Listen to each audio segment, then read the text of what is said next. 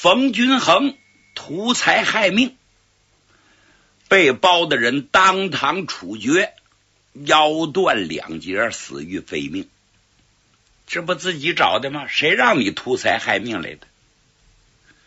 柳红嫌贫爱富，是个罪魁祸首，但是他呢，没有心害人，只是势利眼而已，所以当堂打了他40板子，以儆效尤，下不为例，取保释放回家。柳红当堂下了保证，回家之后把严查散接回去，待他们身体康复了，周济小夫妻完婚。这算我道闸门的女婿，100年之后我万贯家财都是他们夫妻的。同时他保证把严查散的娘接到双星桥柳家巷享福，连那个冯氏也一再表示愿意改恶向善，因此包大人从轻惩处。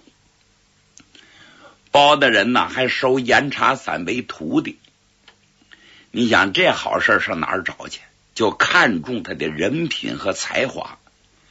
同时包大人从中为媒，让死而复生的秀红来年许配给书童小雨墨，这笔钱也由柳红开销，皆大欢喜呀。众人散去，此案算画成句号。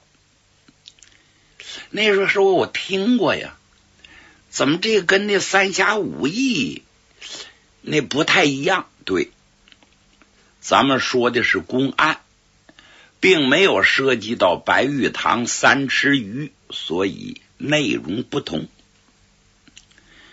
接下来我再给大家讲一件奇案。这个故事发生在清朝同治年间。清朝啊，一共10个皇帝，咱从头数。头帝顺治，2帝康熙，3帝雍正，4帝乾隆，5帝嘉庆，6帝道光，7帝咸丰，8帝同治，9帝光绪，10帝宣统。咱们说这个事儿呢，是同治年间，就是第8个皇上在位的时候，还是个小皇上，几岁就登基呀？由2宫太后垂帘听政。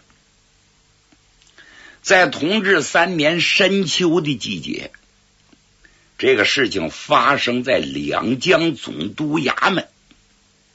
这天，两江总督马新贻按着制度检阅秋操，因为两江总督掌管军事行政大权，手下有军队啊，每一年秋天都要会操，总督必须亲自检阅。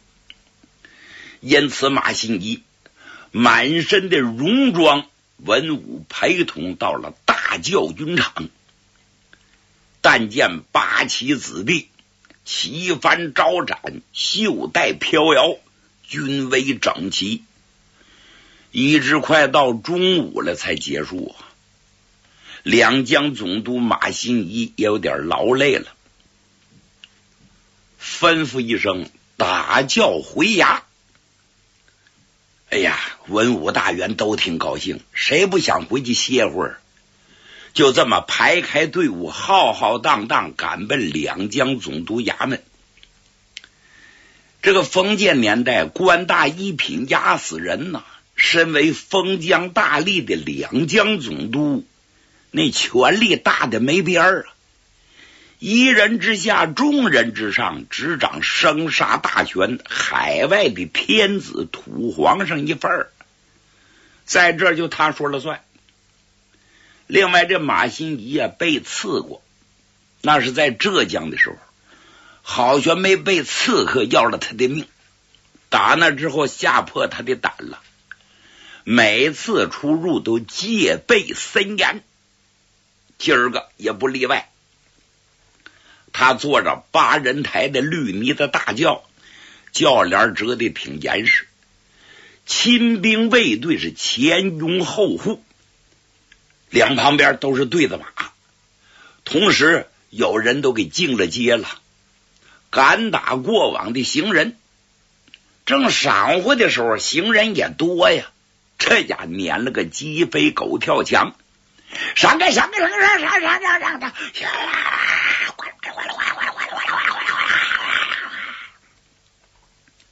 腿快的跑了，腿慢的不是摔倒了就挨了鞭子。老百姓心里这个骂呀，心说这哪是官呢，纯粹是土匪呀，敢怒而不敢言。大家闪退到两旁，这街上显得十分冷清。时间不大，马新一的大轿到了，河山，嘎吱嘎吱嘎吱，河山。马新一累了，闭着眼睛在这夹寝，就打个盹儿。哎，哪知道正在这么个节骨眼上，突然从一个茶馆的后面窜出一个喊冤的，头顶撞子，3步2步到了轿前了，趁着亲兵卫队没注意，头顶撞指就跪到当街：冤枉！冤枉啊！这一嗓子石破天惊，谁不害怕呀？把马新一吓得一哆嗦，把眼睁开了。亲兵卫队有点发傻，这犯了失职的罪呀，心说这位在哪儿藏着呢？怎么没留神让他冒出来了？这亲兵气坏了，过去是拳打脚踢。你哪儿来的你？你跑这喊哪路的冤枉？州有州官，县有县府，滚！打死他！滚！劈头盖顶一顿鞭子。另外就落这个喊冤的人，这一折腾就乱了套了。马新一撩开轿帘往外看了看，一皱眉。马新一想，我贵为两江总督，大权在握，有人拦轿申冤，必有隐情，估计他不敢越级上告。哎呀，你说这么多老百姓都看着，我不闻不问，对我的官声不太好啊。问问怎么回事。他把脚抬起了，叭一跺轿底，这是发出信号。8台大轿轻轻落地，有人把轿帘撩起来。马新一趴到扶手板上，把上身探出来了。慢，不要为难于他，有何冤屈带到轿前问话。声音虽然不高，这叫命令。扎事儿。亲兵卫队这才松开手。那个被打的人上气儿不接下气儿，都起不来了。状子也找不着了。哎呀，哪儿找这状子去？刚才飞落到哪儿了？大家的目光全都集中到喊冤人身上了，谁也没留神。又有一件怪事发生了，在这个大轿的右侧，一个胡同，从那里边噌又窜出一个人。这个人快如飞箭一般的，3步2步就到了马新一的轿前。就大伙发现已然来不及了。就这个主，大个儿，宽宽的肩膀，是双肩抱拢扇子面的身材呀，一手浑身上下全是疙瘩肉，身体健壮彪悍，宽脑门子，四方的下巴，利剑眉，大豹子眼儿，通关鼻梁，厚嘴唇，多少有点连鬓络腮的胡子茬，大辫儿在脖子上盘着，袖筒挽着，前后底襟在腰里头掖着，底下穿着双皮脸千层底的缎鞋，显着干净利落。就见这个主人也到了轿前，接近了马新一，冷不防的从腰里头拽出牛耳尖刀。这把刀的刀苗子有1尺长啊，锃明刷亮，快的都有点沾手。就见这主双手握紧刀把，对准马新一的肋扇，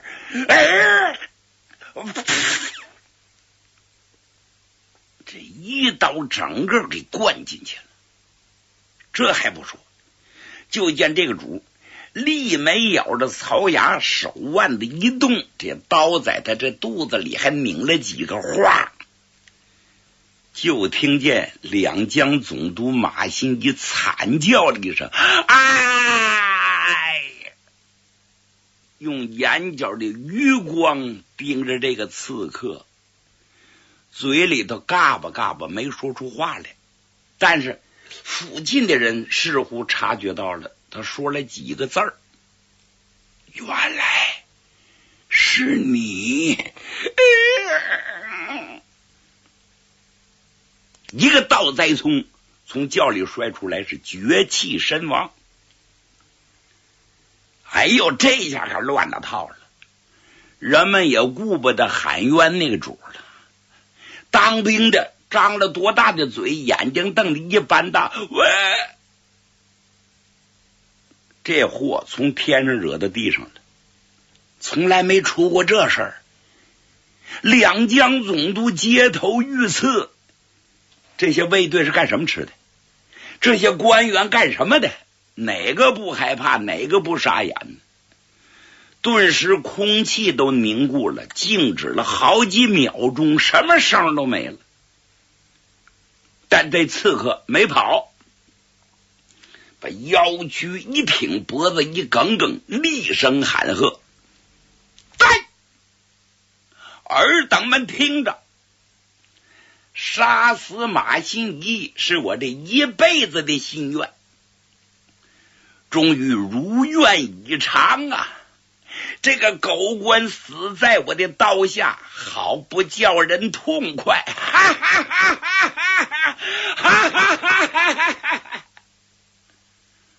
我说我跟那个喊冤的可没有关系啊，我多谢他帮了我的忙，没有他，今天我达不到目的。各位，请你们高抬贵手把他放了，他是个无辜之人，我是刺客，我不带跑的，该什么罪我领什么罪。来吧，你们还不动手，等什么呢？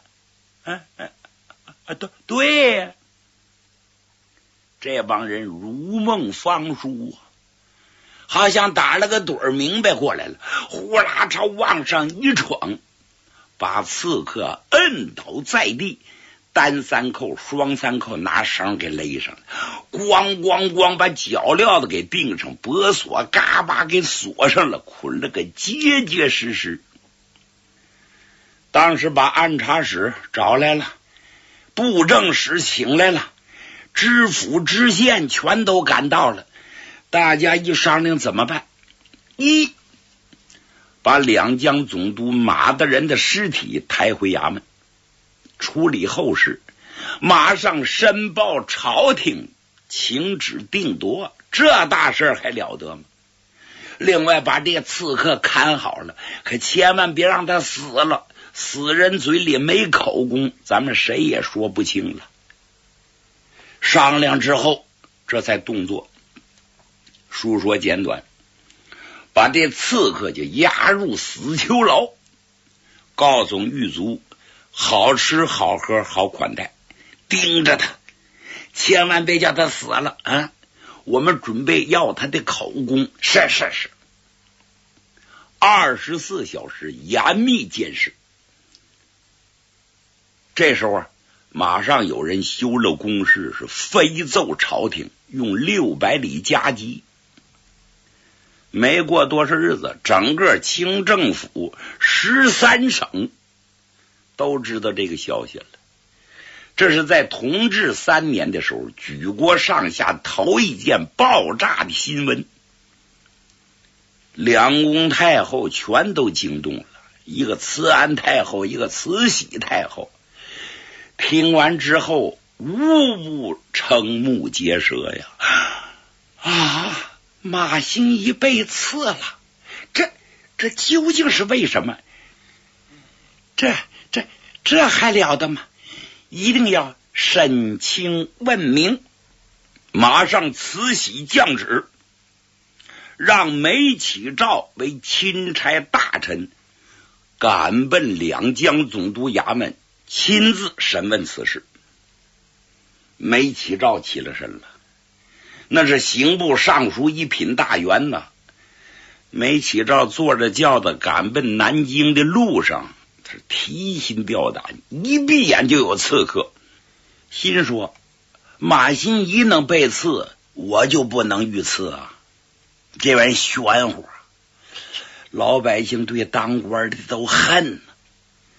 特别是两江安徽一带地面十分不太平啊，我要多加谨慎。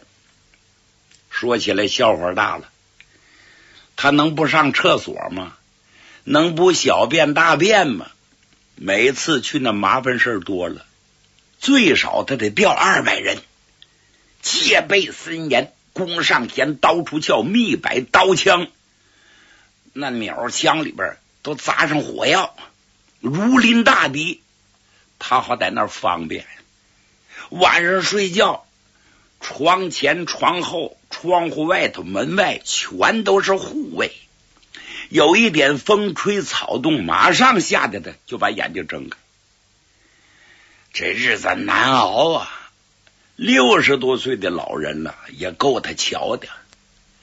不过梅启照心里有数，心说马新贻呀，你美的有点过分了。是，你这人很有才干，有打小小的合肥县令，不几年的功夫，荣升两江总督啊，一品大员。两宫太后对你不薄，皇上对你另眼看待，你红的发紫，眼里没人了，你太狂傲了，你不定得罪多少仇人呢，这也是应得的下场啊！哎，不过这刺客听说投案了，没跑，哎，跑得了跑不了不说，他瞪眼就是没走，而且理直气壮。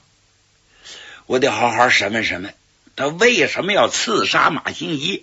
他跟马新贻究竟有哪些恩恩怨怨？路上无话，单说这天梅启照来到南京两江总督衙门，这儿的官正盼望着呢，你不来主宰，有些事儿不能做呀。一看钦差来了，列队迎接，供好圣旨，官场的形势过罢，梅启照居中而坐，众人左右陪着，把经过如实的又讲述了一遍。梅启照就问：各位可曾过堂审问？没有，因为事关重大，我等不敢审问，就等着朝廷的旨意和钦差大人。好了，今夜晚间各位辛苦辛苦。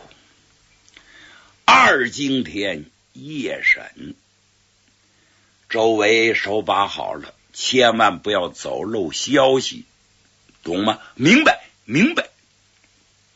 梅启照就来的当天晚上今天开始审问刺客呀。两江总督衙门的外围，里3层外3层全是卫兵，点着火把。两江总督里边那跟鬼门关相似。再看梅启照居中而坐，上面供着皇王圣旨。两江的布政使、藩台、聂台、知府、知县在两边陪审，一共9个官员。就这个阵势，一般人上来腿肚子就转筋了。梅启照一看一切都准备好了，咳嗽了一声竹案一拍，带刺客，带刺客，带刺客！时间不大，就听铁锁脚镣一响，有人架着刺客来到堂上，借灯光一照，和这刺客脖子梗梗着，还迈着方步，胸脯舔舔着，不服不忿，毫不在乎。放眼睛往两旁看看，抬头又瞅了瞅圣旨和梅启照，把嘴一撇，立而不跪。大人，他就是刺客。刺客见了本官，因何不跪？啊呸！你是个姐儿啊你，我就给你跪下。在家跪的是父母，出外跪的是天地。你算个什么呢？我冲什么给你下跪？两旁当差的一听，太放肆了，往上一闯，抡起鞭子就抽，就好像抽到行李上，这人连皱眉都不皱眉，似乎他身上都麻木不仁了，没有什么知觉。梅启照一摆手，退下，不跪就不跪吧。罪犯，能不能坐在地上，咱们两个谈谈呢？你看这梅启照啊，有经验，一瞅这家是条棍儿，吃顺不吃枪，你呛着他，他不怕死，你看出来没？他舍得一身剐，敢把皇帝拉下马，你再跟他僵持下去，不显得自己丢份儿吗？因此叫他坐下。这主点了点头，扑通往大堂上盘膝一坐，开始唠家常。梅启照把身子往前探了探，刺客叫什么名字？张文祥啊！张文祥，哎呦，我听这名字很耳熟啊，太耳熟了。过去我跟随马新一多年，我也在官面混过事儿，你怎么能不熟呢？张文祥，你为什么要赐死两江总督呢？盐怎么咸的，醋怎么酸的，你能不能一扑一解跟我们大家讲一讲？要冲你这口吻嘛，还可以。我可告诉你啊，我得先问问你是什么身份。本官梅启照，刑部尚书是也，我乃奉旨的钦差，专门审问你案件来的，怎么样？行，要这么说，你还有点资格。你两旁那些狗官无权过问。好吧，今天你仔细听着，我就如实对你演讲。